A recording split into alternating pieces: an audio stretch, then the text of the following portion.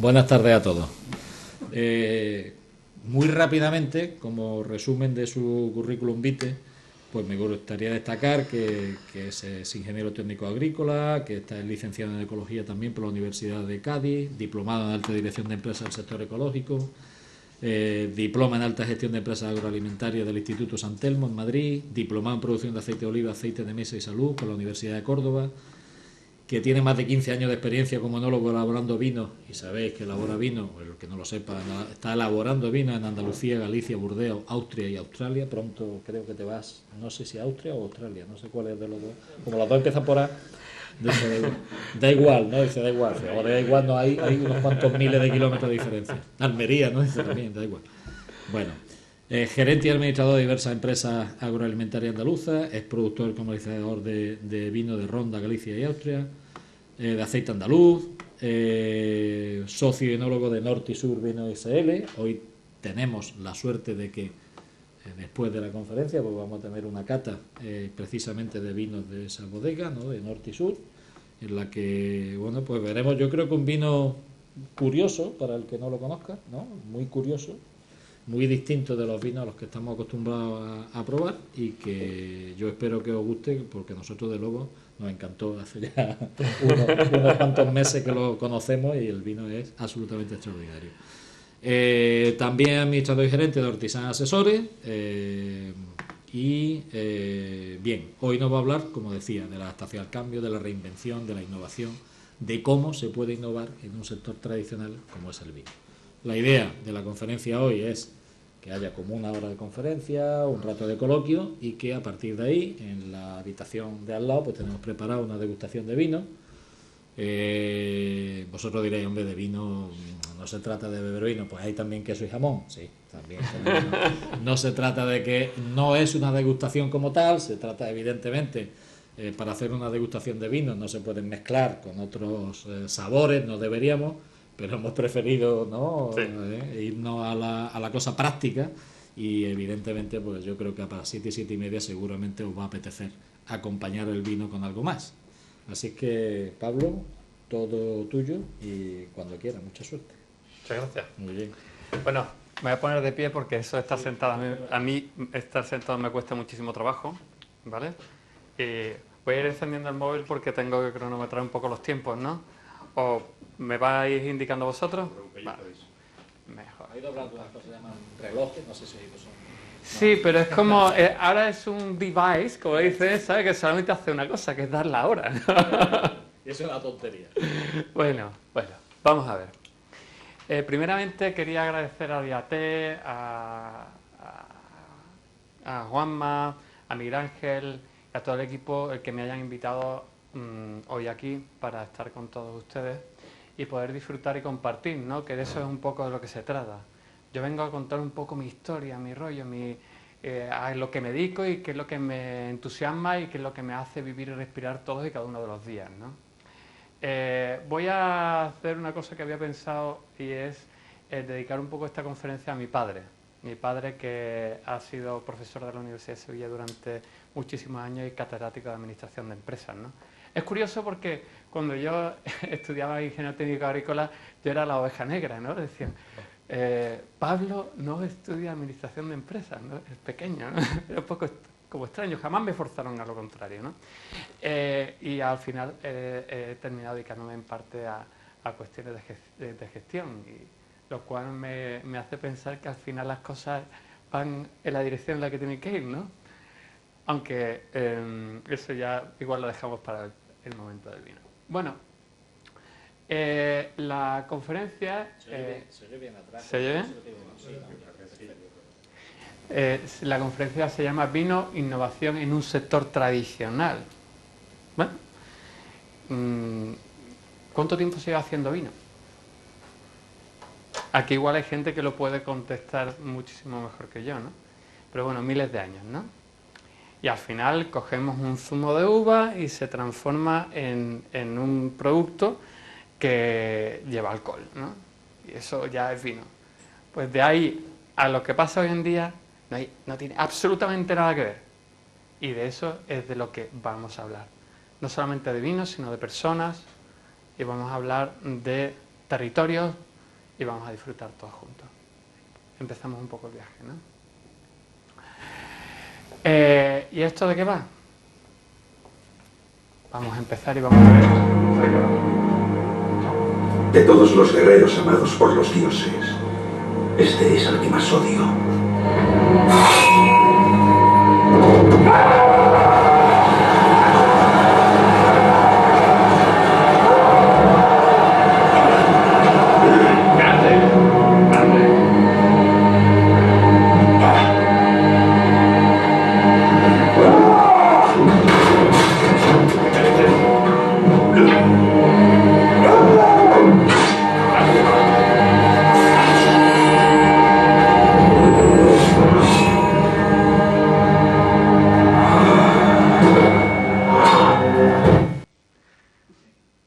Sí, no voy a hablar de películas, pero voy a hablar de circunstancias, ¿no? Y este es un pedazo del inicio de la película de Troya que quiero usar para que entendáis un poquito más adelante todo lo demás. E iremos comentando lo que ha sucedido, aunque me voy a adelantar un poco. Ese señor con tantos músculos tan altos, tan cachas, ¿no? Un enclenque se lo acaba de cargar, ¿no? Esto no es una batalla ni nada por el estilo, aquí no estamos hablando de batalla, pero estamos hablando de dos conceptos y dos formas de entender las cosas. Una es la agilidad, que te da un poco tu estructura, tu forma de hacer las cosas, y otro es llamémosle no lentitud, pero sí que una estructura grande, ¿no? Con grandes músculos, altos, más lento, menos preciso, ¿no? Con menos adaptación al cambio. No sé si habéis visto antes, lo que único que ha hecho ha sido una finta, se ha cogido, se ha girado y ha saltado, ¿no? Eso es un poco lo que ha pasado. Vamos a hablar de adaptación, vamos a hablar de agilidad, vamos a hablar de cambiar el destino en un momento concreto. De eso es de lo que vamos a hablar.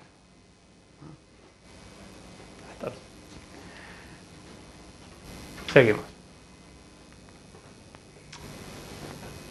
¿Y esto qué tiene que ver con las catedrales? Las bodegas algunas veces son catedrales. Catedrales, hombres corpulentos. Lo comparo un poco con las catedrales porque hay bodegas que las bodegas duran, o los conceptos de bodega duran generaciones. O sea, cuando alguien construye una bodega, no la construye solamente para sus hijos, o sea, para él, sino para sus hijos, para sus nietos y para las generaciones venideras. Y así es como tradicionalmente se ha acogido y se ha tenido en cuenta, o se ha pensado en el mundo del vino, ¿no? El mundo dentro de lo que somos los productores, ¿no? Y ahora voy a dar un poco de contexto, porque si no damos contexto muchas veces es muy complicado, ¿no? Y para esto voy a coger un rotulador, ¿vale? Y voy a hablar de tiempo, ¿vale? Y de costes. Está un poco la parte más árida, ¿vale? Un señor dice, venga, voy a montar un proyecto vitivinícola y voy a empezar a producir vino, ¿vale? Dice, compra una tierra si es que no la posee, y eso es un viñedo que planté hace, yo no sé cuántos años, en la carretera de la Ina, ¿no? En Jerez. ¿Qué sucede? Sucede que tú te has gastado una suma muy importante de dinero antes de empezar, y necesitas además una serie de licencias y trámites administrativos muy importantes, ¿no? Entonces, los costes, gastos, van aumentando con el tiempo, pero de entrada tienen unos costes muy importantes, y hasta que no pasan aproximadamente 3 años, 4 años, hasta que no pasan aproximadamente 3 o 4 años, aquello no empieza a producir. Y aflojando dinero, pum, pum, pum, pum, pum, pum, pum, los bolsillos, ¿sabes? Volando dinero. Los proyectos vitivinícolas son muy intensivos en capital.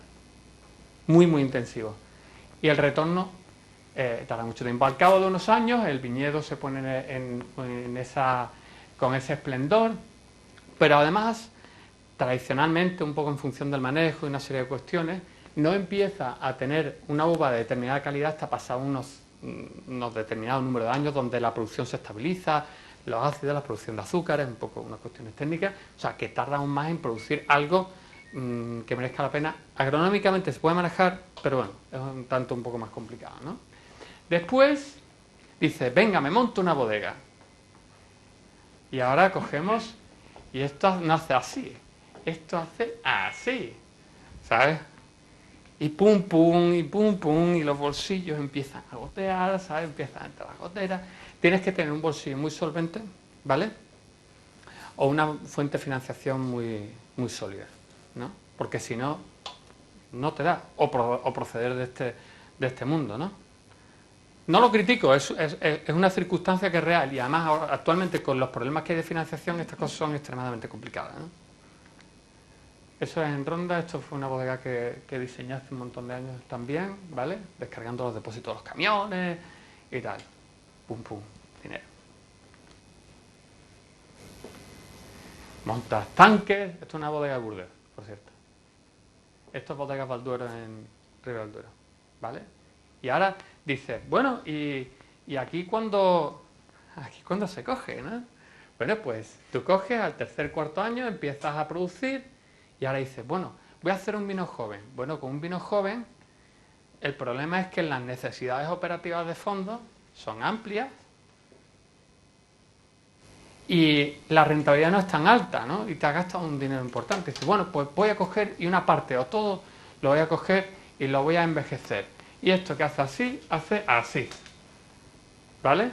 Porque las barricas son caras y además ya te está yendo tercer, cuarto año y te está yendo un año más, ¿sabes? Para coger y ponerte a producir, ¿eh?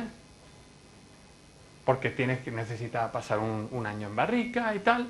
Y después, eso nadie se lo había explicado a más de uno, que es que cuando lo metes en barrica aquello casi no se puede beber, ¿no? Porque necesitas pasar un tiempo en botella. Pues ahora, pues un poquito más para acá, y cuando te vienes a dar cuenta, dices, madre mía, qué cantidad de dinero me hace falta aquí para empezar, ¿no? La gente le da vértigo. Yo como asesor algunas veces, yo trato estos asuntos con muchísima acritud, ¿eh? Si no estás seguro, no te embarques. Si tu bolsillo no lo aguanta, no te embarques. Porque es muy intensivo, hay que gastarse muchísimo dinero. Después la rentabilidad, o sea, estos son negocios a medio plazo, ¿eh? O sea, que cuando te vas a dar cuenta te has tirado 5 años gastando dinero y aquí no sé nada. Bueno. Ahora vamos a hablar un poquito de innovación. Voy a dejar ese en inglés, ¿vale? Lo voy a dejar que pase el vídeo y después lo voy a traducir, ¿vale? For the past 5 years, I've been investigating this question of where good ideas come from. It's a kind of problem I think all of us are intrinsically interested in. We want to be more creative, we want to come up with better ideas, we want our organizations to be more innovative. I've looked at this problem from an environmental perspective. What are the spaces that have historically led to unusual rates of creativity and innovation? And what I've found in all of these systems, there are these recurring patterns that you see again and again that are crucial to creating environments that are unusually innovative. One pattern I call the slow hunch, that breakthrough ideas almost never come in a moment of great insight, in a sudden stroke of inspiration. Most important ideas take a long time to evolve, and they spend a long time dormant in the background. It isn't until the idea has had 2 or 3 years, sometimes 10 or 20 years to mature, that it suddenly becomes accessible to you and useful to you in a certain way. And this is partially because good ideas normally come from the collision between smaller hunches, so that they form something bigger than themselves. So you see a lot in the history of innovation, cases of someone who has half of an idea. There's a great story about the invention of the World Wide Web and Tim Berners-Lee. This is a project that Berners-Lee worked on for 10 years. But when he started, he didn't have a full vision for this new medium he was going to invent. He started working on one project as a side project to help him organize his own data. He scrapped that after a couple of years, and he started working on another thing. And only after about 10 years did the full vision of the World Wide Web come into being. That is, more often than not, how ideas happen. They need time to incubate, and they spend a lot of time in this partial hunch form. The other thing that's important when you think about ideas this way is that when ideas take form in this hunch state, they need to collide with other hunches.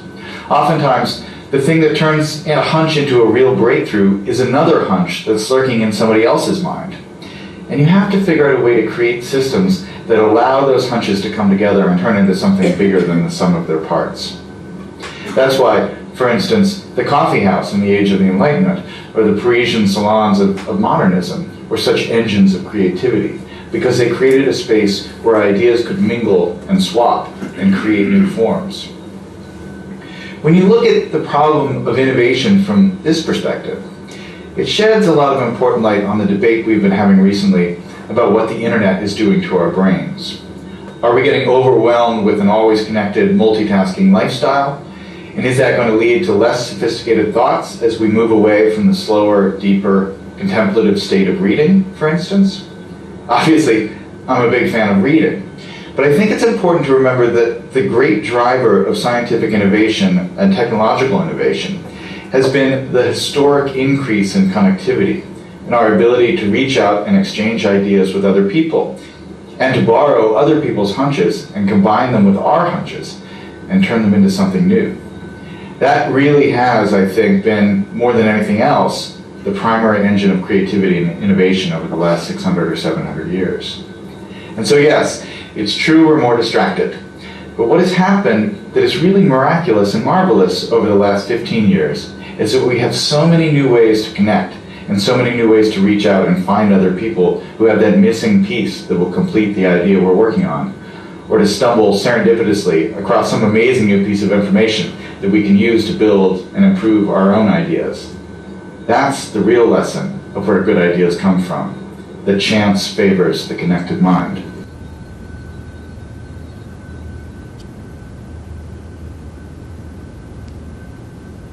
Bueno, este es un señor que ha escrito un libro sobre innovación. Yo lo quería poner para mostrar o pensar en cómo a mí me ha sucedido en los cambios de la última etapa, ¿no? Hay algunos que me conocen desde hace ya mucho tiempo y saben un poco de lo que voy a hablar. Para los que no hayan entendido el inglés, de lo que habla es de que algunas veces tienes de forma dormida en tu interior determinados elementos que todavía no afloran y todavía no se convierten en innovación hasta que no encuentras las personas adecuadas o alguien te da una idea adicional, ¿vale? Y está de forma dormida, ¿no? Voy a explicar qué es lo que a mí me pasó y voy a explicar el proceso que a mí me hizo cambiar y pensar que tal y como el formato de trabajo y el formato existente a mí no me servía.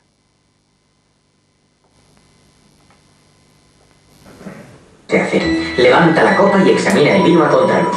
Observa el color y la limpidez. Ahora mete la nariz. Un pelín de fresa. Y luego noto un pequeño revoloteo de una especie de queso de bola con nueces. ¿Y cuándo se bebe? Ahora. Estás mascando chicle. Yo no. Escúpelo.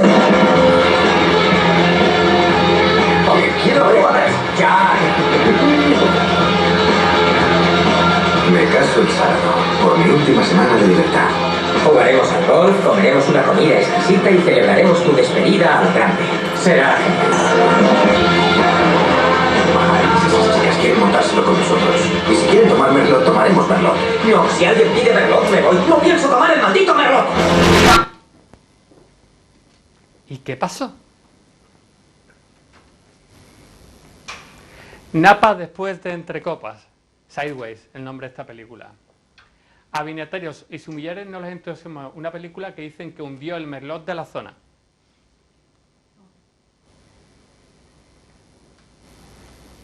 Hay un caso real de alguien que he conocido que vino a visitar la bodega, que era productor y que le arruinó. O sea, una película. ¿Qué capacidad tiene de adaptación si alguien dice que no le gusta el merlot? O sea, esto es como las modas, ¿no? Al final. Es lo que trato de decir. El vino no se salva de eso. ¿Vale? Es el Pinot Noir, ¿eh? En esta película el que...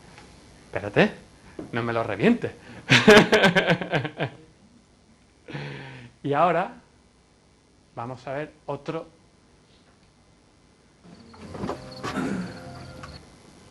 pequeña escena.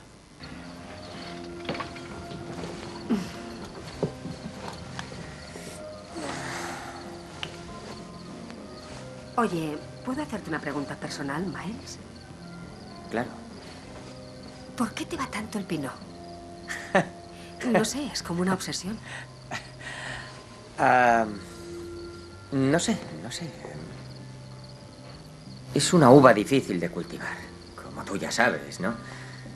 Es de ollejo fino, temperamental, madura temprano. ¿Sabes? No es una superviviente como la que puede crecer en cualquier sitio y hasta con fuerza cuando se desatiende. No, la Pinot necesita atención y cuidados constantes. Y de hecho solo puede crecer en ciertos rinconcitos recónditos muy concretos del mundo. Y solo los viticultores más pacientes y cuidadosos pueden conseguirlo en realidad. Solo alguien que de verdad dedique su tiempo a entender el potencial de la Pinot puede lograr sacarle su máxima expresión. Y además, sus sabores son los más evocadores y brillantes y emocionantes y sutiles y antiguos del planeta.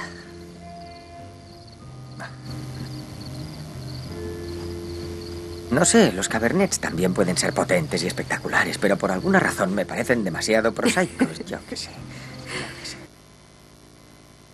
¿Y qué pasó?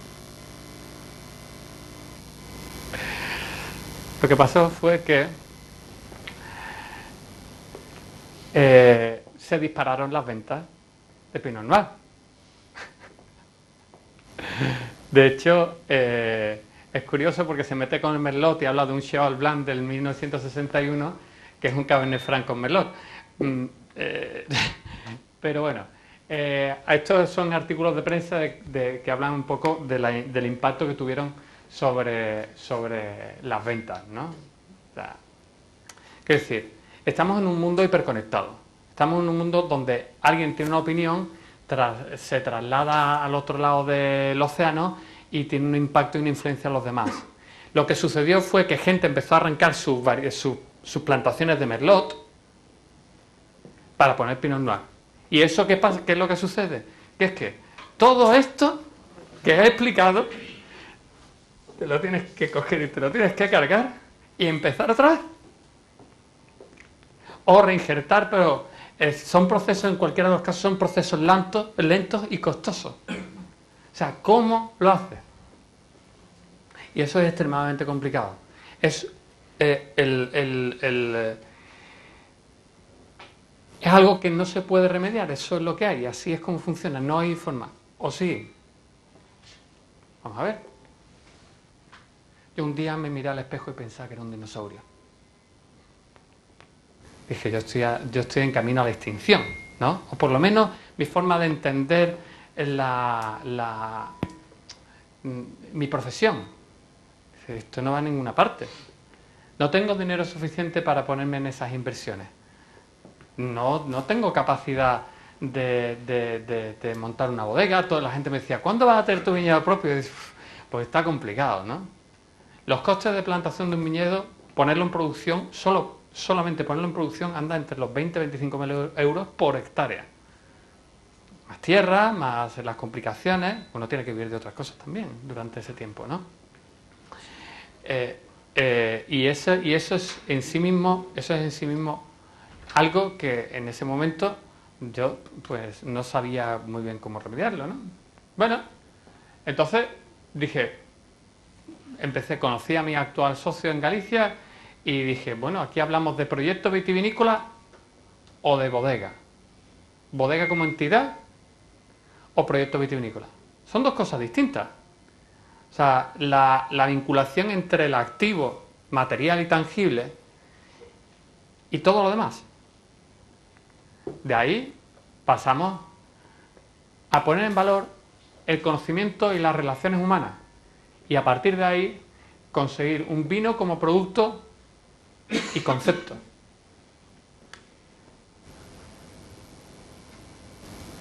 La bodega deja de ser en sí mismo el centro. Las personas es lo que convierte en el centro. Yo no tengo una bodega que dejar a mis hijos o a los nietos o a que sea.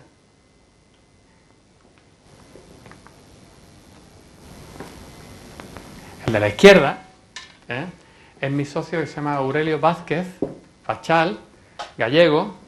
Nos conocimos un día en el concurso de la Nariz de Oro en Madrid, que él estaba en la final. Gran sommelier, restaurador, con un punto de vista muy interesante, ¿no? Y bueno, el de la derecha soy yo.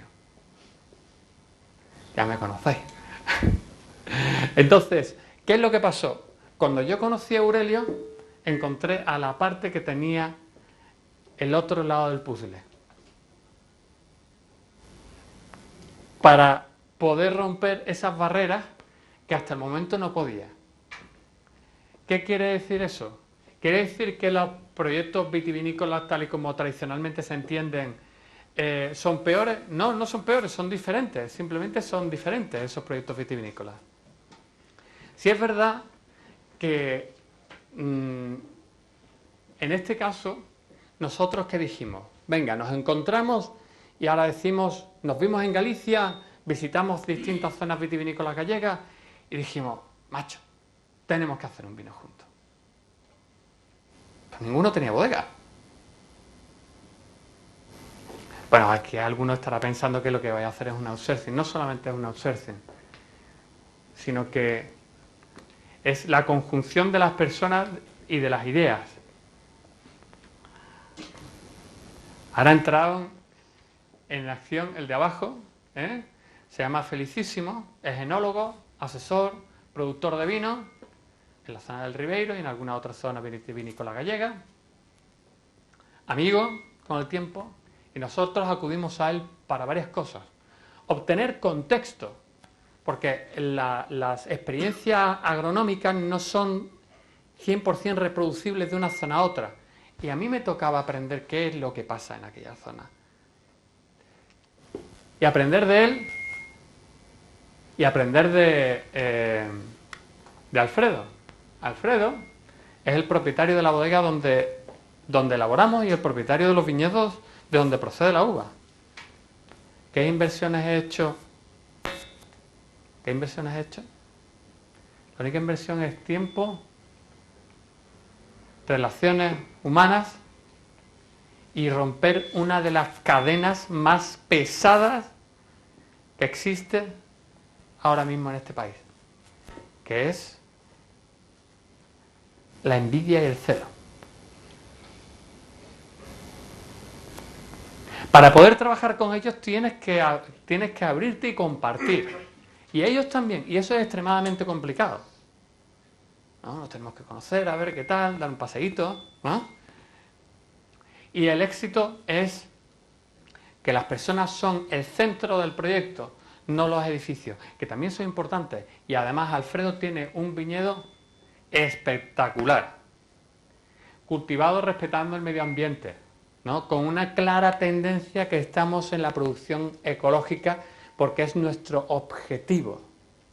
Es decir también que en el momento actual ese viñedo no está en producción ecológica, pero lo va a estar.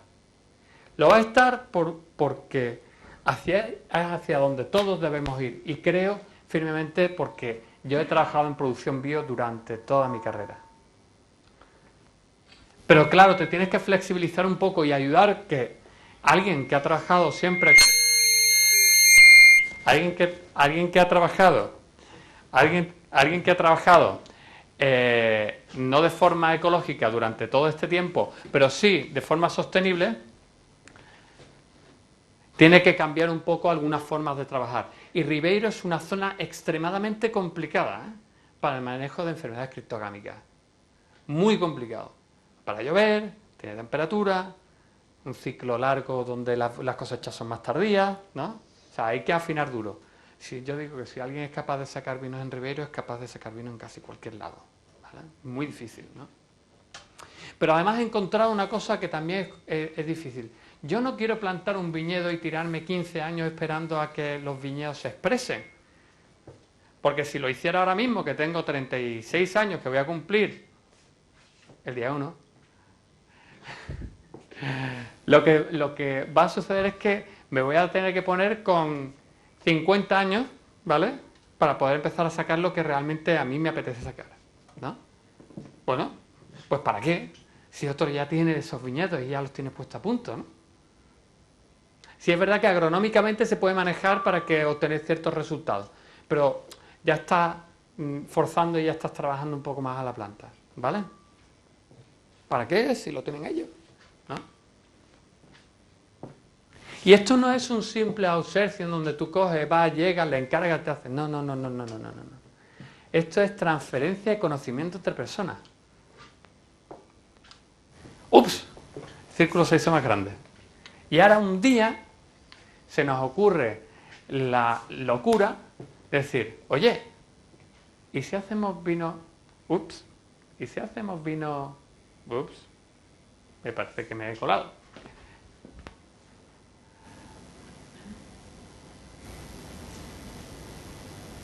Vale, aquí. ¿Y si hacemos vino en Austria? ¿Y por qué nace la idea de hacer vino en Austria? Por la relación entre personas. Christoph es amigo, nos conocemos hace muchos años, es productor, ¿vale?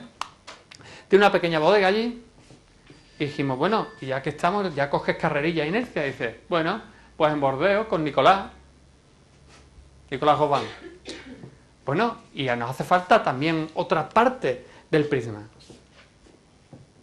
Gaby, líder de opinión, sumiller, austriaca. ¿Y qué es lo que pasa? Que aprendes por el camino, aprenden de nosotros, aprendemos todos. Técnicas y tecnología que tienen en Austria y en Burdeos, la transfieres y te la llevas a Ribeiro, y cosas que haces en Ribeiro te las llevas a Austria, y cosas de Austria te las llevas a Burdeos. Esa es la idea, ¿no?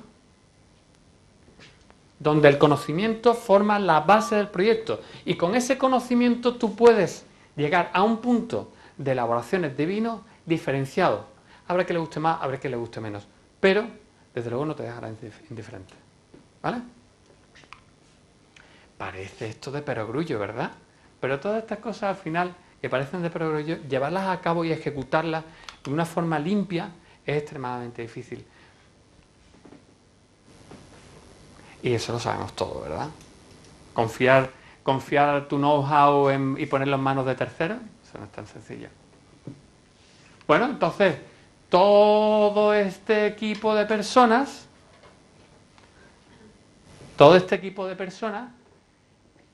lo que hacemos es trabajar para la elaboración de nuestros blancos y de los tintos.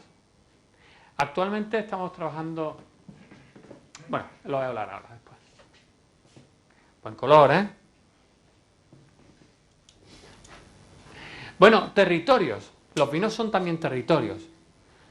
¿Y por qué a mí se me ocurre irme a esos sitios tan extraños? ¿Y por qué no hago algo en Andalucía? Algo en Andalucía tendrá que caer más tarde, más temprano. Seguro. Más pronto que tarde. Pero bueno, de momento no digo nada.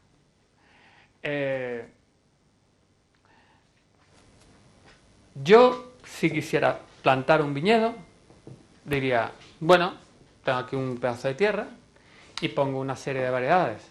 Pueden ser foráneas o pueden ser autóctonas o lo que sea, ¿no? Yo, ¿qué es lo que hago? Yo sigo viñedo viejo y variedades locales, perfectamente adaptadas al lugar del que proceden. Todo esto no quiere decir tampoco que no se hagan fantásticos vinos de Cabernet Franc, de Cabernet Sauvignon, de Syrah, de Merlot, de Pinot Noir en Andalucía, ya que nos encontramos aquí. Yo he elaborado todas esas variedades, las he elaborado aquí. Y se hacen unos vinos magníficos. Se hace un tipo de vino con una variedad foránea, con las características que te da el terruño y el clima de cada uno de los lugares, ¿no?, en los que uno se encuentra. No tendrá nada que ver con un Burdeos, absolutamente nada. Pero serán de Merlot, por ejemplo, o de Cabernet Franc. Serán vinos de Merlot o de Cabernet Franc andaluces, elaborados en Andalucía, con las características que le da el suelo y el clima. En general, incluso más color, más concentración, mayor grado alcohólico, ¿vale? Pero bueno, empezamos por Ribeiro. Estamos elaborando en Castrelo de Miño, ¿vale?, en unos viñedos que tienen 40-50 años, por lo tanto esos viñedos ya están estabilizados y ya tienen unas bajas producciones y tienen la calidad de uva que nosotros necesitamos. El Ribeiro es una zona donde se plantó mucho palomino fino, que es la variedad tradicional del Marco de Jerez. ¿Por qué? Porque producía grandísimas, ingentes cantidades de uva. Tú los ves y es increíble, increíble la cantidad de uva que se produce. Increíble, brutal. Coges una cepa y dices, es que cargas 2 cascas con una cepa, ¿no? Entonces fue un lugar donde se perdió esa tipicidad que había en aquella región, ¿no? Y hace ya algunos años, entre otros Felicísimo y Alfredo, estuvieron trabajando e impulsando, porque Felicísimo además es el vicepresidente del Consejo Regulador del Ribeiro, que se me había olvidado decirlo. Habían recuperado variedades como Treixadura, Torrontés, Loureira, que son las 3 variedades que conforman el vino que vamos a catar después. Lado también. En tintas no sonará de nada. Sousson, Brancellao, Merenzao. ¿A que no suena de nada?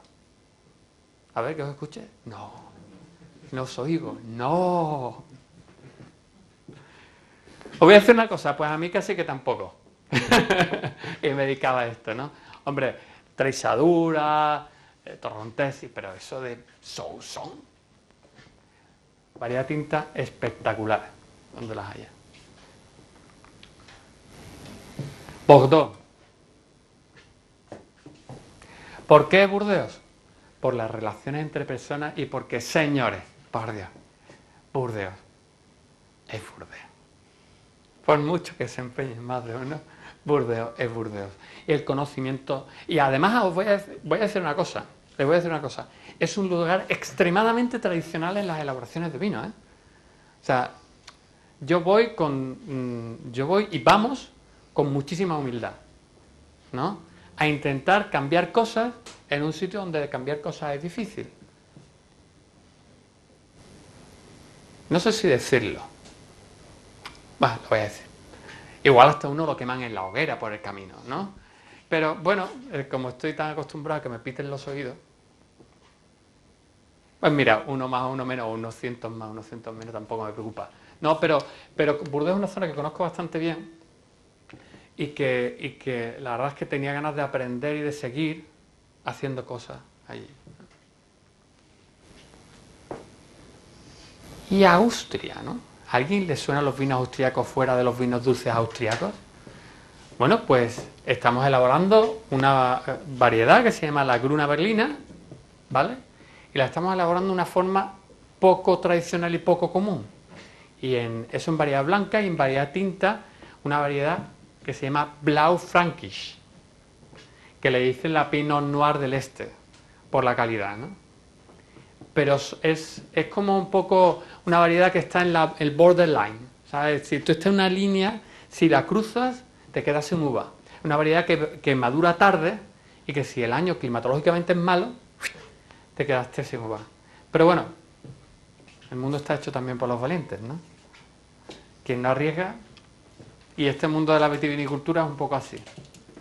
Pero bueno, no tengo una estructura que mantener. Es lo que trato de decir. Me la puedo jugar porque no hay una estructura que mantener. No tengo unos compromisos. Puede ser que tengas un mercado creado y que si tienes algún problema generas desabastecimiento. pero un cambio en las cantidades a producir no tiene un impacto tan grande como cuando tú tienes que pagar unas amortizaciones, ¿o no?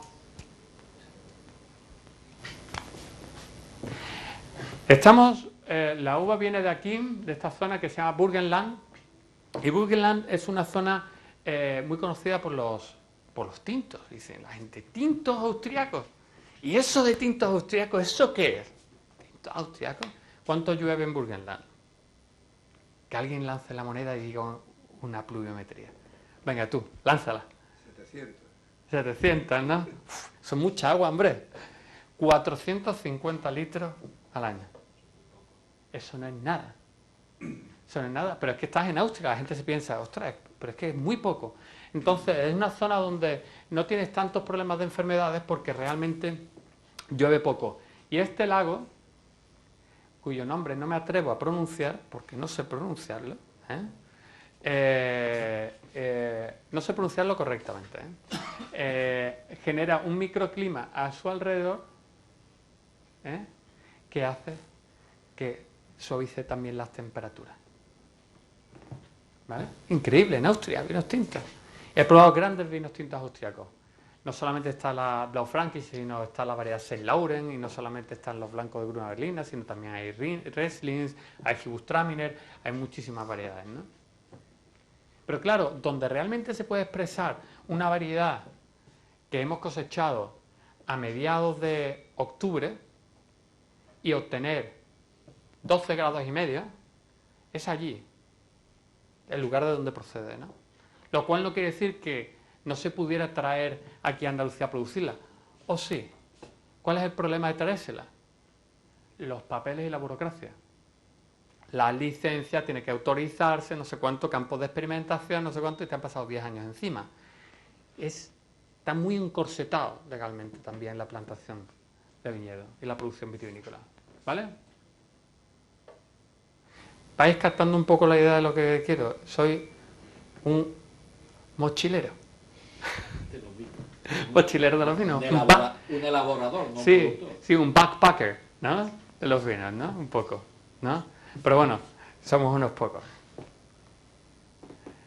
Bueno, y ahora voy a hablar un poquito del producto.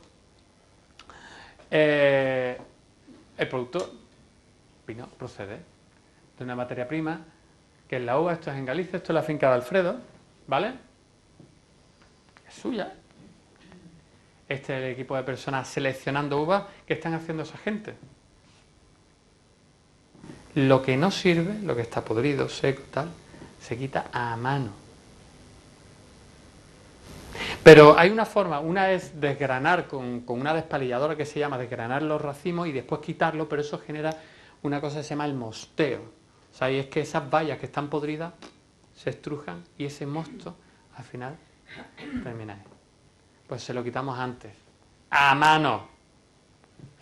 Ah, hay otra cosa que iba a decir. Cuando produce grandes cantidades de vino, operativamente necesita muchos fondos. Nosotros hacemos pequeñas tiradas, pequeñas cantidades, cosas muy reducidas y a un precio más elevado. Pero vamos buscando la excelencia, es lo que vamos buscando. Hay otro elemento, no sé si va a apagarme el micro, me da miedo cruzar. ¿Vale? No. Voy a decir una cosa sobre el mercado del vino. Puede ser. Es este altavoz, creo. Con la crisis,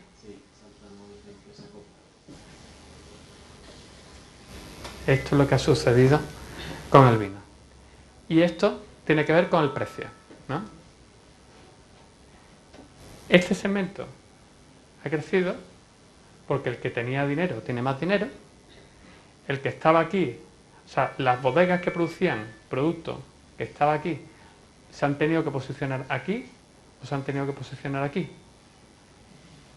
Y después están los vinos de precio competitivo. No estoy diciendo que sean malos, estoy diciendo de precio competitivo. Se lo llama siempre peleón, ¿no? Lo llama precio competitivo.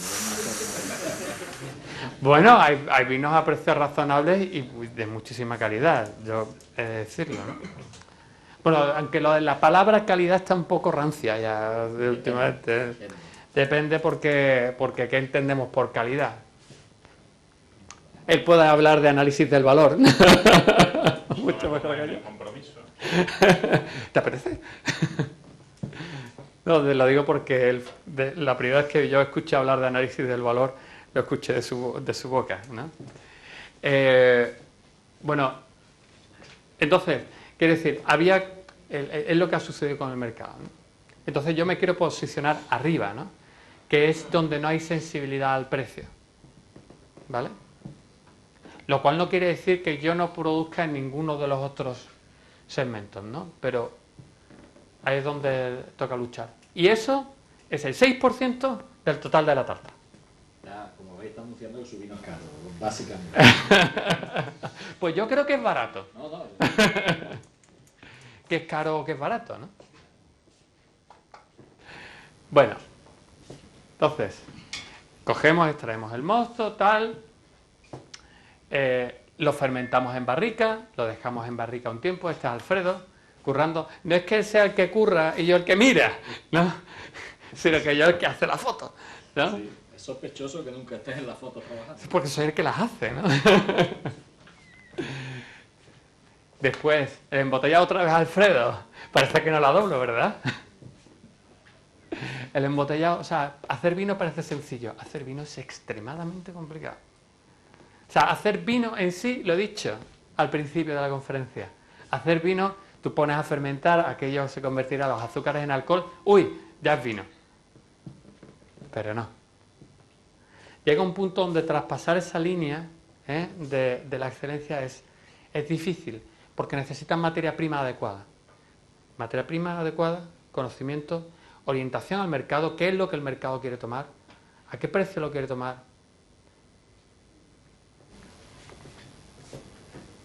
Y bueno, ese es uno de los vinos que hemos elaborado, que es el norte y sur, ¿vale? Lo de norte y sur, ¿sabéis por qué es?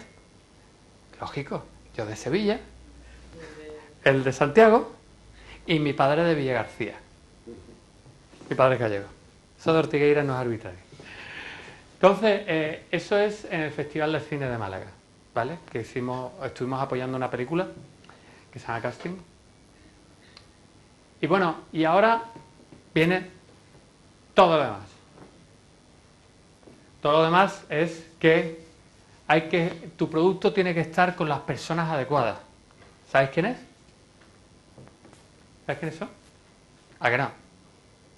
Este señor es el Nariz de Oro de este año, que es el mejor catador de España de este año y es cliente nuestro. Se llama Jofre Tarrida, en Calper de Tarrida en Barcelona. Ah, la hermana, Jordina. Quedó finalista hace también unos años también del Nariz de Oro, ¿no?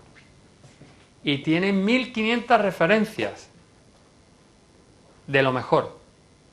Y nosotros queremos estar ahí. Bueno, si nosotros seguimos hablando, no solamente es...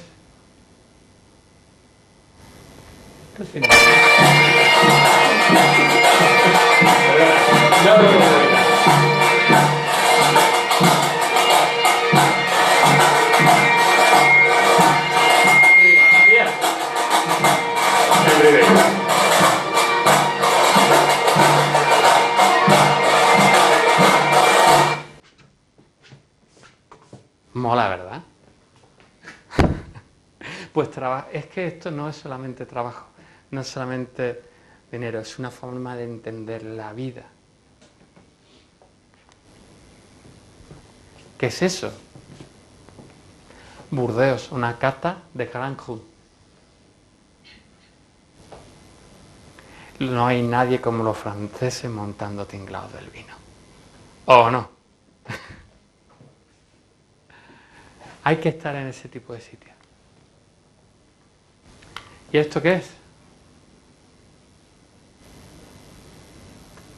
¿Sabes?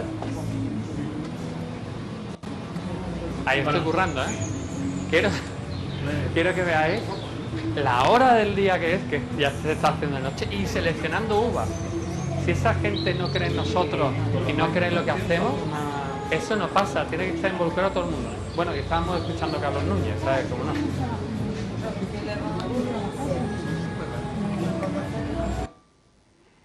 La película casting con los actores, con las botellas de vino en la mano. Señores, los proyectos los hacen las personas.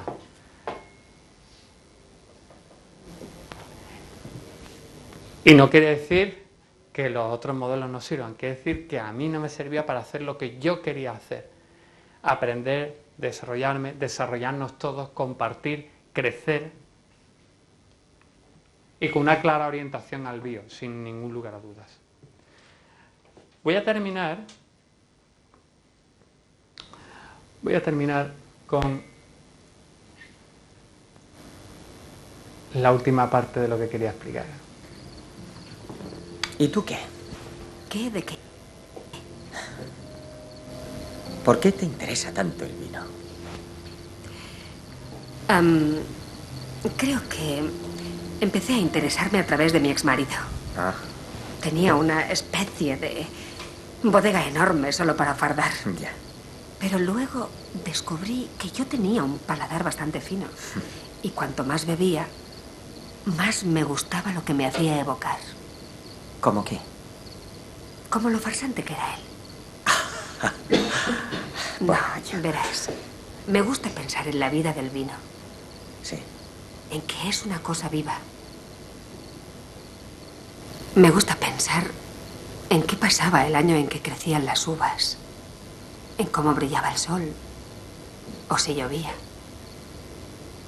Me gusta pensar en toda la gente que cuidó y recogió las uvas. Y si es un vino añejo, ¿en cuántos de ellos ya deben de estar muertos? Me gusta ver cómo un vino sigue evolucionando. Por ejemplo, si abro una botella de vino hoy, sabrá distinto a cómo sabría si lo hubiese abierto cualquier otro día. Porque un vino embotellado en realidad está vivo. Y evoluciona y adquiere complejidad constantemente. Hasta alcanzar su punto álgido. Como el tuyo del 61. Y entonces empieza su constante e inevitable declive. Y además tiene un sabor que te cagas.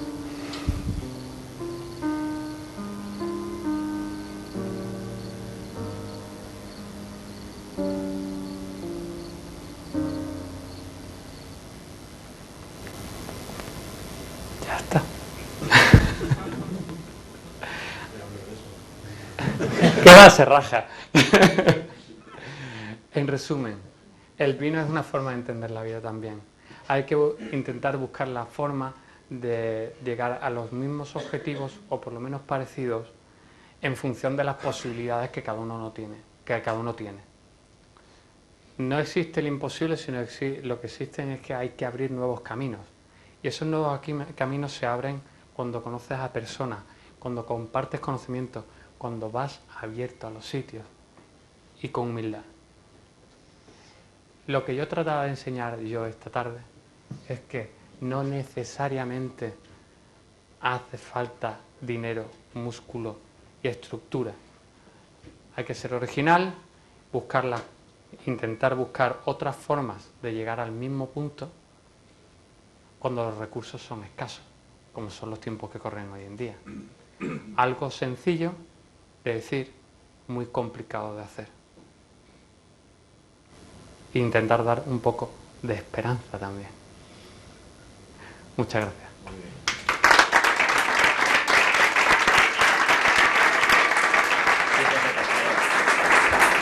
Bueno, gracias Pablo por esta disertación sobre el vino. Yo he echado de menos alguna cosa y por eso creo que es bueno que la tengamos en el coloquio. Me vaya a perdonar que empiece por, y así vamos rompiendo el hielo, por preguntarle por algunas cosas. Y es que él, que durante mucho tiempo ha estado elaborando vino ecológico, ahora estás elaborando otro tipo de vino, estás hablando de excelencia, estás diciendo que además esa excelencia llegará cuando el vino sea totalmente bio o cuando tengas un vino realmente ecológico. Y yo iría por dos preguntas. La primera, exactamente qué significa un vino ecológico, para que todo el mundo sepa exactamente qué significa que un vino sea ecológico. Sí. Y segundo, qué transformación tienes que hacer todavía en esas tierras y en esos viñedos en Galicia para llegar a ese modelo. Sí. Bueno, lo primero que es necesario es, en el caso de Galicia o Austria o Francia, aprender cómo funciona la planta. Ahora contexto cómo funciona la planta, como cuando tú aprendes y tienes ese aprendizaje, entonces en ese preciso instante empiezas a implementar tecnología. Porque claro, las plantas son seres vivos, esto no estamos hablando de hormigón, ni nada, estamos hablando de condiciones climatológicas en constante cambio, ¿no? Entonces, cuando ya se aprende de cómo funciona ese cultivo en ese preciso lugar y sabes qué técnicas tienes que utilizar para el manejo de ese cultivo, tú coges y dices, lo voy a dar de alta en producción ecológica, que hay diversas entidades de certificación. Creo que... Como conocemos, sí. Sí. Y hay iniciativas al respecto. Entonces, la producción ecológica, uno se da de alta en producción ecológica, tarda unos 3 años de reconversión, ¿vale? Que es el tiempo que ellos dan un poco como para que el terreno se limpie de agroquímicos. Puedes pedir una reducción de ese plazo de conversión. Estamos hablando de cultivos leñosos, no estamos hablando de cultivos herbáceos, serían 2 años. Y uno estaría sometido a una serie de controles y de inspecciones y de analíticas, tanto en el caso del viñedo, para comprobar, aparte de una serie de elementos documentales, que el viñedo es ecológico. Pasado ese tiempo, tú obtienes la certificación de que la uva es de producción ecológica, y después esa uva de producción ecológica se tiene que llevar a una bodega que es de producción ecológica también, que también tiene que estar dada de alta y que tiene una serie de registros, a la cual también se le somete una serie de analíticas para comprobar que esos vinos cumplen con la normativa y que no tienen aditivos fuera de lo que es la normativa del 834, ¿no? En este caso, ¿no? Que es el de la Unión Europea. Entonces, pasado un periodo de 3 años, cosechas la uva y en ese preciso instante, pues esa uva ecológica, procesada en una bodega ecológica, pues se convierte en un vino ecológico. Y es claramente uno de los grandes objetivos y grandes retos. Por terminar, quiero decir, ¿qué condiciones? Es decir, significa que no puedes tener más que temas orgánicos a la hora de decir cuáles son las condiciones del viñedo ecológico. Antiguamente era extremadamente complicado encontrar, trabajar en producción ecológica, porque no había ni el conocimiento ni las herramientas, ¿no? Hablemos de manejos y hablemos en este caso, de comportamiento de determinados productos que se pueden utilizar de origen natural, que se utilizan para el control de enfermedades y de plagas, ¿no?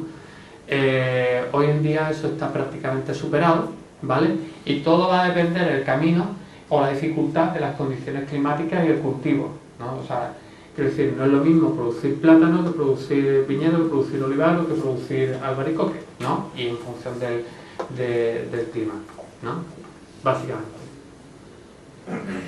Bueno, pues abrimos el turno de preguntas. Seguro que hay muchas inquietudes que nos van a ayudar a comprender mejor este mundo curiosísimo del vino. Juanma, esto se queda todo en la casa, ¿eh? Juanma. Sí, sí. Hoy en día, ¿cuánto tiene que ver la tecnología en la bondad del vino? Es una pregunta muy complicada. Lo digo, Pablo, porque ahora se dice que se hace buen vino en cualquier sitio. ¿Eso es porque la tecnología lo permite? Sí. Con esto terminamos el coloquio muy rápido. No, pero ahora, en serio, ¿por qué la tecnología enológica ha permitido que determinados problemas que eran muy complicados de solventar se puedan solventar a base de operaciones de bodega o manejando determinadas auxiliares que se pueden utilizar? el auxiliar tecnológico más conocido es el dióxido de azufre sulfuroso, que es muy controvertido, ¿no? Y que además ahora hay una gama de productores que se están definiendo como productores de pinos naturales porque no utilizan sulfitos, ¿no? Que las características del producto son evidentemente muy distintas a las de un producto con sulfitos. Porque el 0,4% de la población es alérgica al dióxido de azufre. Entonces, una demanda de un público insatisfecho, de una clientela insatisfecha por producir vinos sin sulfito, tiene una serie de complicaciones que también se pueden solventar. Ahora voy a decir otra cosa más. Se puede hacer buen vino, pero grandes vinos no. Los grandes vinos proceden de la tierra, de la uva y del trabajo de las personas. Lo decía el protagonista de la película Entre Copas, ¿no? Los viticultores que trabajan en sus viñas y en los terrenos adecuados y con las variedades adecuadas. Claro. Yo quisiera saber cuál es la diferencia entre un vino normal y corriente que uno compra, ¿no? Yo no sé mucho de vino, en ese caso, ¿no? y el vino ecológico. ¿Por qué? ¿Por qué pregunto esto? Porque me imagino, ¿no? Y bueno, por lo que uno bebe el vino tiene sabor, textura, aroma, hay diferencia, ¿no? Entre uno y otro vino. Pero un vino hecho sin toda la tecnología para hacer un vino, ¿no? Sin pesticidas, sin todas estas cosas, hecho de la tierra, debe tener grandes diferencias. Y esto lo digo porque realmente me parece muy interesante la conferencia, ¿no? De hecho, para mí es algo nuevo porque yo procedo de una tierra donde no hay tradición de vino, donde no se cultiva, no hay viñedos, ¿no? Entonces, pues generalmente el vino se compra para una celebración, para un buen momento, pero no hay esa tradición del vino. Lo que se toma es cerveza, o se toma zumo, pero jamás, o sea, no hay esa tradición, ¿no? Y cuando uno compra un vino o busca un buen vino, pues yo nunca he visto que diga vino ecológico. Debe ser algo nuevo, me imagino, o a lo mejor estoy despistada, pero debe ser algo nuevo. Entonces yo digo, ¿cuál es la diferencia? ¿Qué tiene de especial este vino? Me imagino que, no estoy hablando a nivel de salud, ¿eh? Hablamos a nivel organoléptico. No, sí, yo estoy hablando a nivel de atracción, de sabor, de gusto por el vino. Es mejor el vino ecológico que un vino hecho normalmente, como siempre se ha hecho. Aquí cada uno tenemos nuestra opinión, depende de lo que te dediques. Yo creo que los vinos ecológicos tienen algo más. Bueno, dentro de lo ecológico hay gente que lo puede hacer también mal. O sea, quiere decir, si tú eres un mal viticultor y lo haces en ecológico, pues el producto no será mejor. O sea, un mal vino efectivamente. Pero si sabes hacer las cosas bien, tu planta como que tiene una especie de terapia detox, ¿no? Que la planta funciona de forma diferente. El vino ecológico tiene una serie de bondades que el vino convencional no tiene. ¿Cómo podemos hacerlo si ponemos un panel de cata? Pues mira, si ponemos un panel de cata, tendría que ser a ciegas y tendríamos que hablar de cosas iguales. Hacer un análisis estadístico es difícil, pero sí puedo decir, dentro de mi experiencia, dentro de la experiencia que tengo vendiendo en el mercado y también como catador que soy, que la diferencia no es una gran diferencia, pero es una diferencia perceptible. No solamente por lo de los pesticidas, sino también por lo que yo llamo, que no tiene nada que ver con la cata, que es cómo te cae, cómo te sientas después. Sí, eso hemos hablado hoy sobre ello. ¿Sabes? Y eso también es importante. Al día siguiente sobre todo. Bueno. Porque os voy a explicar En una Ecuador cosa. se llama chuchaque eso. ¿Sí? ¿Achaque? Hay un elemento, la tecnología ecológica ha permitido, o sea, evidentemente los vinos ecológicos tienen mucho más restringido qué es lo que puedes hacerle al vino. O sea, se trabaja mucho más con procesos que con otra cosa, ¿no? Entonces, ¿qué es lo que sucede? La uva, tú te preocupas de que la uva sea impoluta. los productos más convencionales, la manga es más ancha, ¿no? Y hay grandes vinos convencionales, yo no digo lo contrario, ¿no? Dios me libre, que alguno me puede quemar en la hoguera también, ¿no?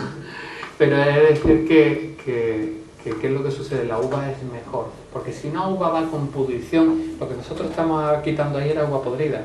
Si va con pudrición, entonces es donde esa varita mágica de la tecnología enológica te permite cambiar cosas. Pero hay elementos que vienen de esa Botrytis cinerea, de esa uva degradada y deteriorada, que permanecen en el vino una vez tú lo has cogido y lo has procesado, con o sin tecnología enológica. Y esos compuestos Son lo que son. son lo que son. Una pregunta. Claro. Sí, hombre. Que ¿tú no crees que en la aplicación de tanta tecnología en la elaboración y producción de vino nos está llevando a una homogeneización de ese producto? Sí. Sí, porque vamos a ver, tú dices, ¿qué vino quieres hacer? O sea, tienes una materia prima de partida, ¿no? Pero la tecnología te permite orientar, y si le falta una cosa o si tal, pues lo coges y lo llevas por un camino.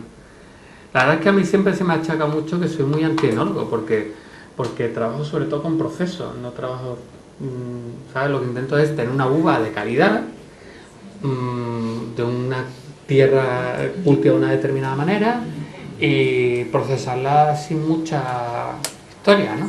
Intentar permitir que esa uva se exprese, porque desde luego si la uva no es buena, ahí es cuando ya tienes uno que intervenir, ¿no? Si hay una homogeneización, sí, hay una tendencia a la homogeneización. Bueno, además un poco también por lo que estabas diciendo, es decir, si ese proceso de transferencia de conocimiento cada vez se produce más, si tú puedes traer uva, producir aquí y traerte métodos, hacer procesos e irte cambiando, esto es como la tema de energético, ¿no? De la temperatura, vamos a tener la temperatura igual en todos sitios, ¿no? Vamos a hacer el mismo vino en todos sitios, ¿no? Al final, ¿no? Sí, hay una cosa que decir también, hombre, estamos siendo también un poco injustos. Estamos siendo un poco injustos porque ese viticultor que ve como la uva se degrada y tiene problemas de pudrición porque no ha sabido o no ha podido o el año no le ha dado, algo tendrá que hacer, no se va a quedar sin su cosecha, lo va a perder. O sea, quiero decir que eso no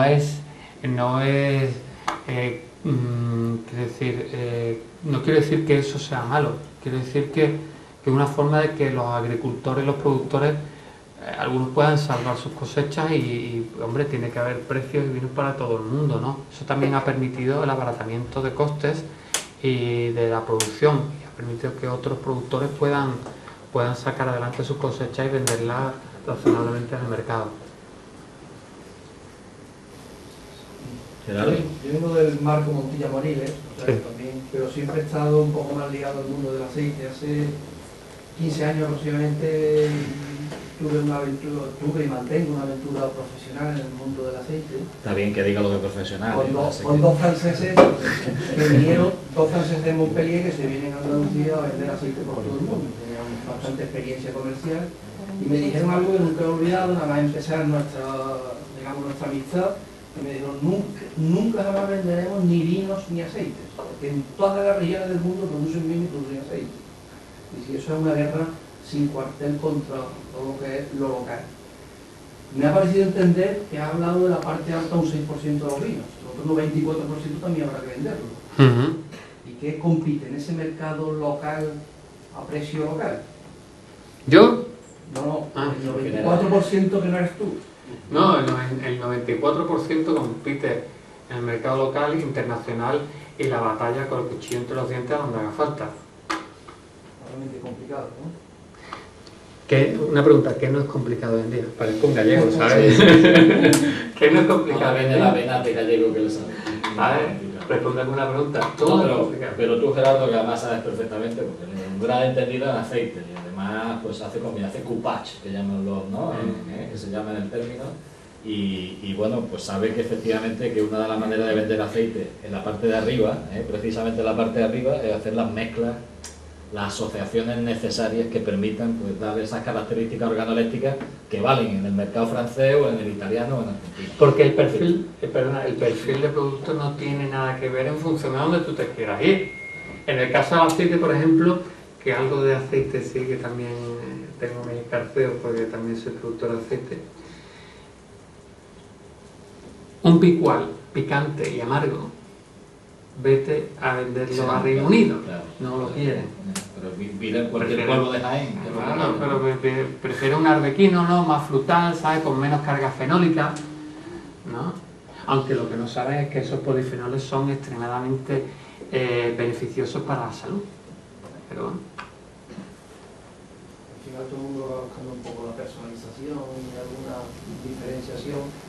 Creo que por lo que decía el señor antes, que hay una tendencia a la homogeneización de todo. En cuanto te pones en el mercado algo un poco personal, con independencia que te pueda gustar o no, empiezas a tener un nombre, a diferenciarte.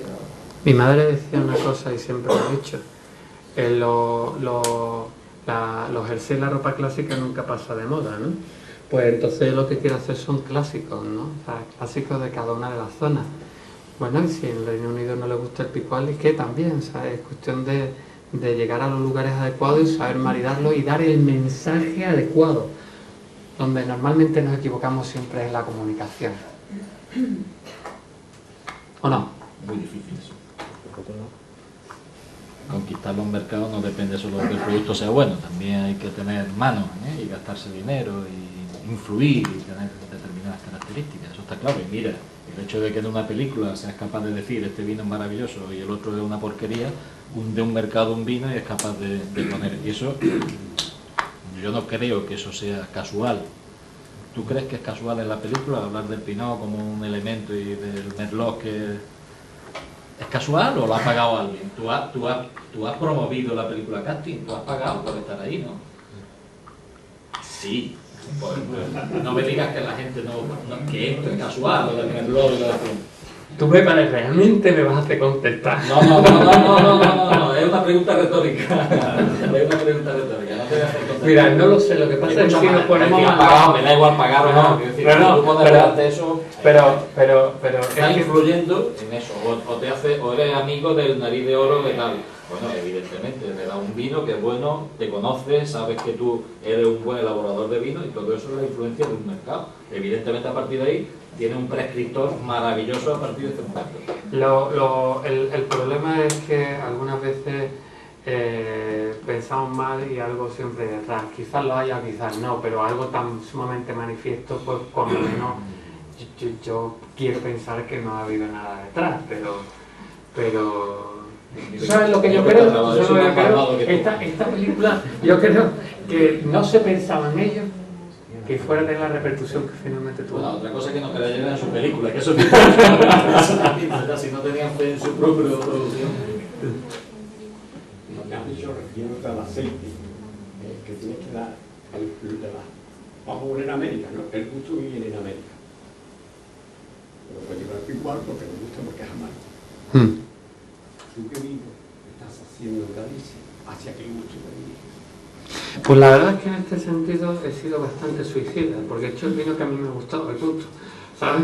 O sea, no vas a hacer un tipo de mercado, el vino que se consume a Londres, en París, no, yo ahí me he ido a charco y ¿sabes lo que he hecho? He cogido una uva bestial y la he elaborado lo mejor que he sabido, con la tecnología existente y con los conocimientos disponibles. Con los conocimientos no míos, sino de todos. ¿Y te la has desarrollado en Austria pasando o va vendiendo así un punto? Hacemos... Es que claro, como cambia la uva, cambia la técnica, cambia la tecnología y cambia la forma de trabajar. No todo es igual, no todo es igual. Consumidor, porque su majestad el cliente es el que manda, en ese 100%. Sí. Bueno, realmente si tú tienes un producto, vamos a decirlo de otra forma. Yo podría en Austria haber dicho, venga, voy a hacer un dulce, ¿no? He intentado hacer cosas distintas y de calidad, sin intentar sorprender. Si tú te vas a los estándares, o sea, no, he intentado abrir un camino relativamente desconocido. No sé si me explico.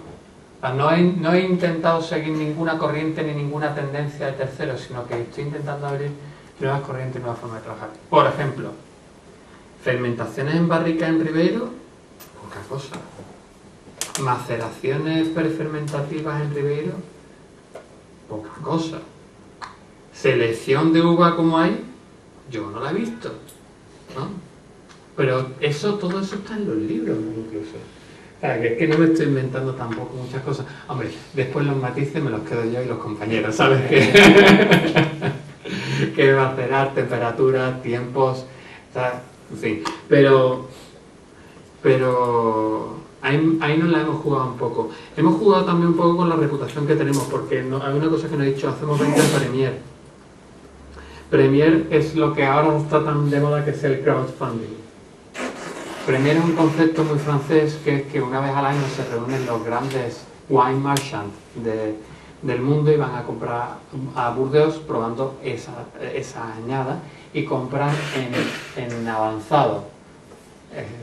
Crowdfunding, o sea, tú pagas y después recoges lo que es eso. ¿Vale?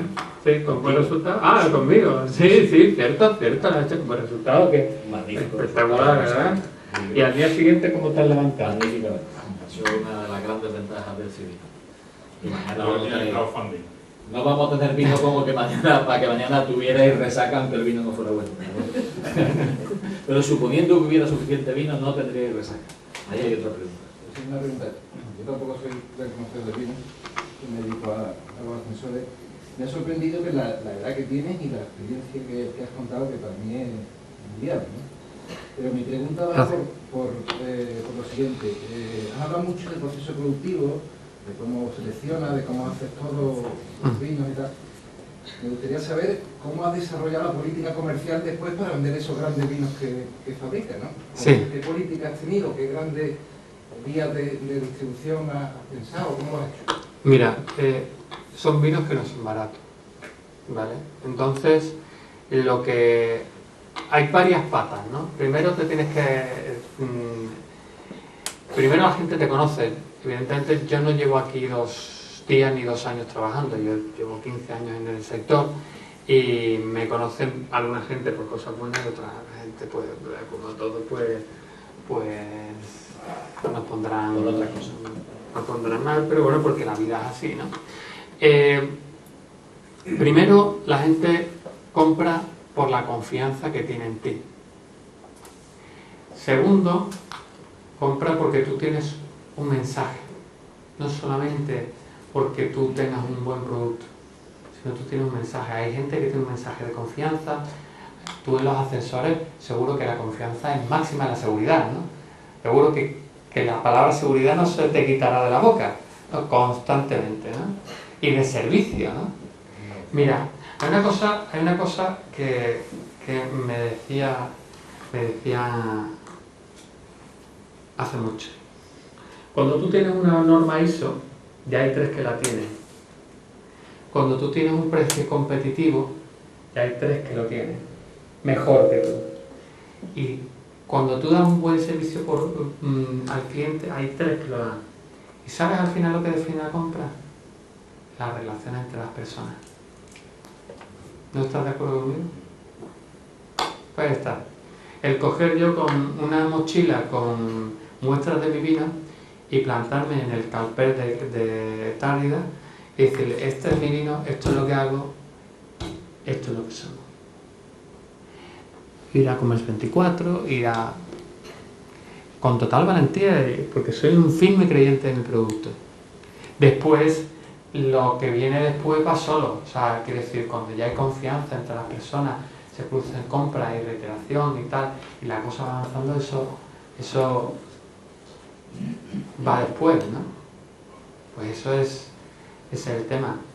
Sí, bueno, lo que pasa es que cuando evidentemente tú estás hablando de una venta, de poca cantidad de vino a un nivel determinado, cuando evidentemente tiene que vender mucho vino de calidad media o de calidad media alta, lo que vale es la confianza en la marca, ya no lo que cuenta uno. Ya, pero una marca, evidentemente, pues como marca de momento en los comienzos nunca hay, porque la marca es uno. Yo soy la marca y la marca es mi socio el otro socio. Nosotros somos la marca, nosotros somos los que lo hablamos. Mi nombre está en el tapón y el de mi socio. Atento, que si la botella no gusta, ¿y de quién es este tío? ¿Sabes quién es este tío? O sea, es una garantía que tú estás dando. Evidentemente no te vas todos los días con una mochila a abrir las puertas, pero cuando el producto no se conoce, y a ti sí, las puertas se te abren porque ya los conoces, ya sabes quiénes son los grandes operadores, ya sabes quiénes son. De todas formas, decir que fácil no es. Pero hemos hecho. ¿Qué cosa hay fácil hoy en día? Fácil, ir a un banco, pedir dinero en $4, eso es muy fácil, ¿no? Interesante, yo creo que lo que plantea es minoritario. La película que nos ha puesto de Entre Copas, yo creo que lo que refleja lo que en el tema del vino hay mucho esnovismo y mucho desconocimiento por el público en general, ¿vale? Entonces, y en una tierra como la nuestra, que es el reino del gambrín, pues más todavía. Pero lo que quiero decir que esa posición de posicionar un producto de alta calidad, como será el vuestro, es minoritaria. Aquí lo que mandan son los prescriptores. El Parker ese Camper no sé qué, dice que este vino tiene 92 puntos Parker y lo lanzamos todos por el vino. Igual que esto, porque bajo la Merlot, cuando es una uva magnífica, porque al final la gente, la mayoría, nos dejamos influir pues por eso, por los prescriptores y por los grandes medios de comunicación, o por lo que sea. Ese creo yo que es como que a lo mejor estoy equivocado. Y usted tiene razón, o sea, usted tiene razón, por eso nosotros tenemos relación, estamos en contacto con los líderes de opinión, tenemos apoyo de líderes de opinión, pero no, o sea, para que un líder de opinión te apoye, no, espérate, si yo soy de los pobres del negocio, ¿sabes? Que para que un líder de opinión te apoye, el producto tiene que valer, si no vale, no te apoya. ¿Quién habla de dinero? Bueno, tú has hablado de la película, de la... Una última pregunta antes de que vayamos a la cata. Es que claro, dicho así, así planteado, es que una última película. Lo que pasa es que es un amigo, no se puede decir que no. Amigo y ha sido compañero, o sea que... Bueno, en cualquier caso, estabais comentando ahora mismo que no quería hablar de dinero, pero aunque suene feo al final, a mí sí me interesa saber si todo esto da dinero. Es decir, hemos comenzado hablando de los altos costes, los bolsillos vacíos, de grandes amigos que forman un equipo. Un equipo no se forma en 2 días, son muchos los intentos hasta que coges un equipo de confianza. Hay que buscar a esas personas, o esas personas te llegan, consumes tiempo. Luego al final elaboras tu vino, tienes que seguir potenciando una distribución, tienes pequeñas producciones que tienes que sacar al mercado, aunque el precio sea alto. Todo eso, al final, aparte de la satisfacción personal, ¿el proyecto se sostiene económicamente? ¿Sin bodega? Sí. Vale. No me digan que no me digan pero sí se sostiene. Mira, si no se sostuviese, uno tampoco es un suicida, ¿no? Con los años uno va teniendo más claro estos temas, ¿no? Todos sabemos que a uno no le regalan nunca nada y que las cosas salen a base de esfuerzo. Pero al final esa recompensa tiene que haber una parte monetaria porque si no, ¿de qué vive uno? ¿No? Sí. Esto no es puramente altruismo, No. El vino está muy bien, muy bonito, es un mensaje, una comunicación, pero hay que venderlo. Efectivamente. Pablo, una penúltima pregunta. No, penúltima no está, la última. La penúltima nada. ¿No has querido decir, o por lo menos has dejado para el final, el desarrollar esta forma de funcionar en el sur, en la zona más cercana donde tú has estado moviendo? Ya te lo contaré un día. Pero si no puedes dar una mini clave, es decir, del conocimiento que has estado intercambiando ¿qué técnica sería la que traerías aquí para una elaboración? ¿De qué tipo de vino? Ya sé que la pregunta es. Del mío, dilo, del mío. No, del mío no. Él es bodeguero, ¿eh? Y somos amigos. Pero, por ejemplo, para un blanco. Para un blanco. Primero, ¿blanco de qué uva? De palomino. Por ejemplo, de la contraviesa. De la contraviesa. O sea, te irías una vejeriega. ¿No? Te irías una vejeriega. Yo definitivamente me iría a una vejeriega. La vejeriega es una variedad que es de ciclo largo, que alcanza bajos grados alcohólicos, que estamos en Andalucía, que tiene, si acaso, alguna pega, si ponerle algo, y es que la expresión aromática es muy heterogénea algunas veces, ¿sabéis? Algunas veces trae muchas cosas, otras veces pocas. Pero para elaborar un blanco obtendríamos un grado alcohólico reducido, cosa que en Andalucía para los blancos es relativamente complicado, con una carga aromática buena y buena acidez, ¿no? O sea, la elección varietal sería fundamental, la zona también, en zonas de sierra, sabes que las zonas de sierra también me gustan mucho para producir, y tú eres productor de sierra también, ¿no? Es decir, lo contrario. Y no sé si tú estás de acuerdo con mi percepción. ¿Qué tecnología, qué proceso? Igual que aquí ha llevado por la selección de uva, el trabajar con barricas, fermentación en barrica en la zona esta, pues conseguir, yo qué sé, pues, igual que eso sí lo has tenido muy claro cuando te has ido a Galicia. ¿Qué traerías? ¿Qué ¿no? traerías tú para acá? Bueno, si no, me lo cuentas. Pero es que mejor te lo cuento en privado porque me están grabando. Y a ti te lo cuento. Creo que eso se lo va a preguntar en la carta. Bueno, Pablo, muchísimas gracias. A vosotros.